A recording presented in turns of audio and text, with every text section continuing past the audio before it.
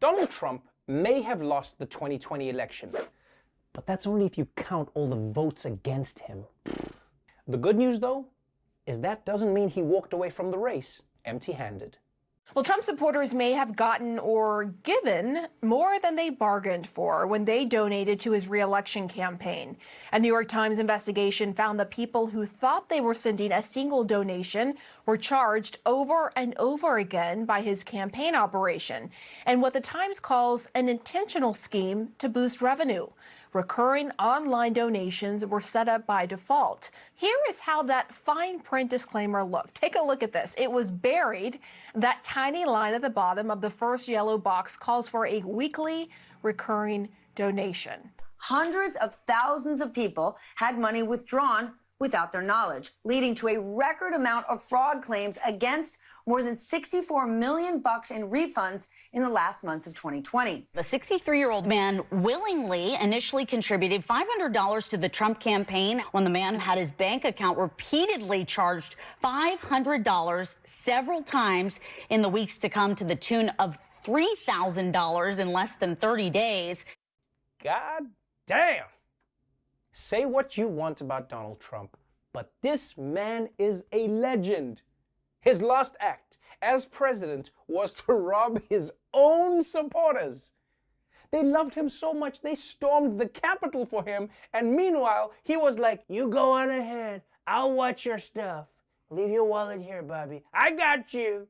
What's most surprising to me is that Trump's base didn't expect this from him. Because guys, if you know Donald Trump at all, you should know that he will scam anyone. That's why even when Melania is at home, she still takes her purse with her to the bathroom. "I'm going pee-pee now. Credit card comes with me, Donald."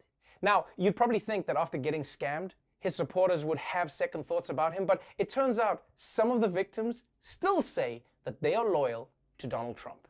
I mean, how far does he have to go for these guys to stop believing in him? "Well, sure, I missed that check box that let Trump take my nose, but that's my fault.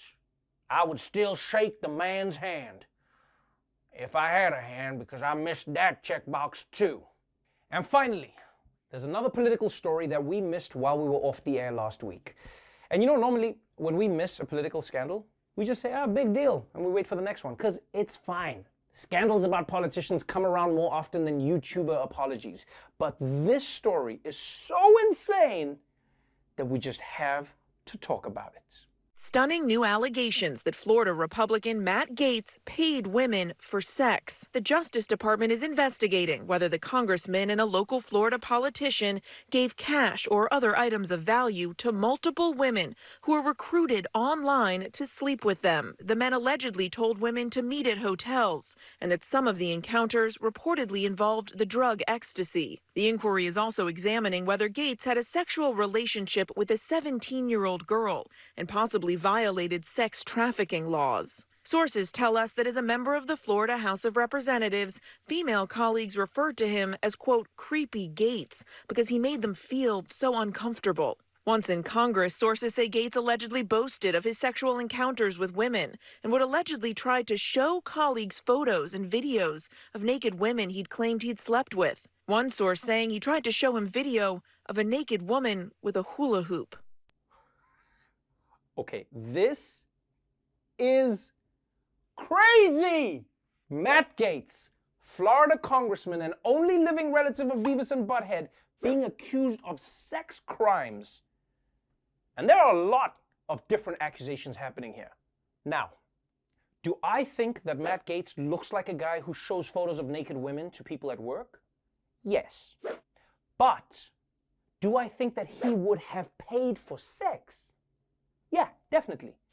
But do I think that he's the kind of guy who would take ecstasy and have sex with an underage girl? Also yes. So really, there's only one question left for Gaetz. Does he deny all of the charges, or does he admit to everything and just become king of Florida? And don't forget, these allegations would be criminal no matter what, but the fact that he's in Congress makes them even worse. Because at what point in the day is he showing all of these nude videos? And that's why Americans should be free to choose their own health care. And speaking of free, Check out these teddies!